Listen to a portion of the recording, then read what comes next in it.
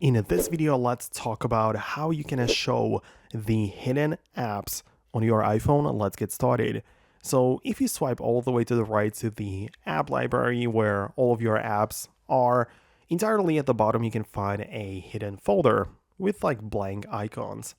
And you can click on it, right? So just press on it once and then your face will be scanned, right? So you can see at the top that it scanned my face and it just got inside and it showed me nothing.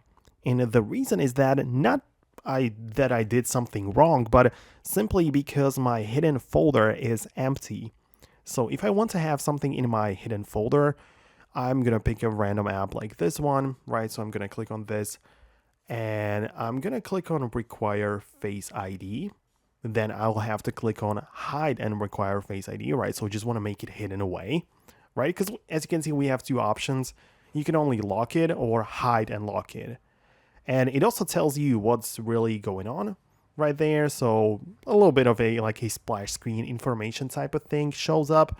And you just confirm it, like click on hide the app.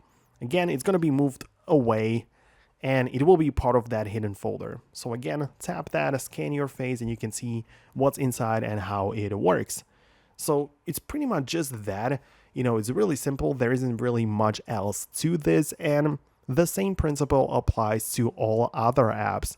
So it's not like specific to any particular application.